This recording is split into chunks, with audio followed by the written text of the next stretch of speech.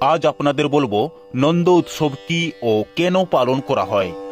কারাগারে জন্ম নিলেন কৃষ্ণ, আকাশে গর্জন, বাতাসে স্তব্ধতা। বাসুদেব শিশু কৃষ্ণকে কোলে নিয়ে চললেন গোকুলের পথে। বন্যা ভরা যমুনা নিজে পথ খুলে দিল কৃষ্ণের জন্য। রাতেই বাসুদেব শিশুকে যশোদার পাশে রেখে এলেন চুপি চুপি। যশোদা জেগে দেখে কোলে এক অলৌকিক শিশু। নন্দ বললেন, এই তো ঈশ্বরের কৃপা।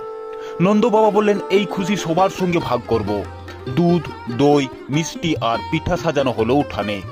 ঢাক ঢোল বাজে, সবাই ছুটে এলো নন্দবাড়ি।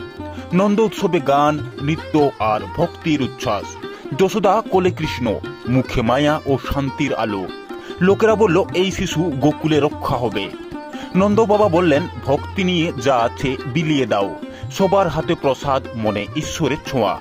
নন্দ উৎসব হলো ভক্তির উৎসব, যেখানে ঈশ্বরকে স্মরণ করে সবাই। গোপনে আসা কৃষ্ণ আজ প্রকাশ পেলেন সকল হৃদয়ে।